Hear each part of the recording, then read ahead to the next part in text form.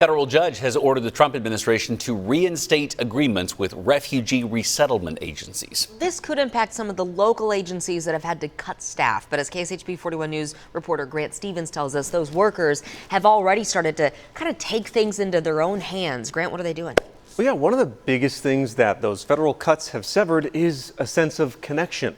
A recent networking event hosted by some of those federal workers helped bring people back together.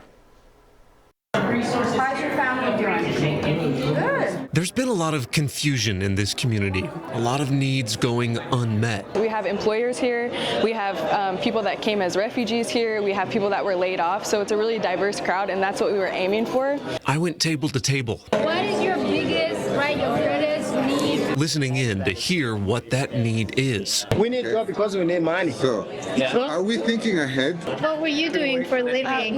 Work came up most often. Just want to know if there is a specific opportunity for the people that lost their job. Sometimes they ask, why me? It's why people like Mervyn Bueller came too. She's from the Women's Employment Network, hoping to connect people here to work. I believe it will balance in time. People are making connections, like people who just got laid off. There's employers here, they're able to find employment opportunities. Things may not really stabilize for a while, but at least now, this community's not waiting alone. I think when people get together, they lose that, thought of their loneliness. They're not alone.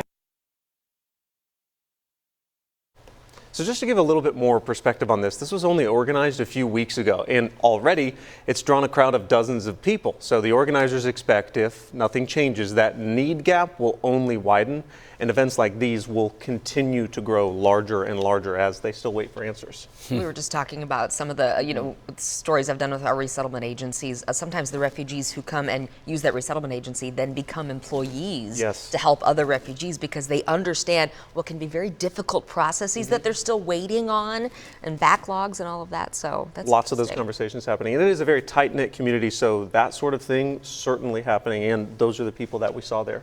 Grant Stevens live with us this morning. Grant, thank you very much.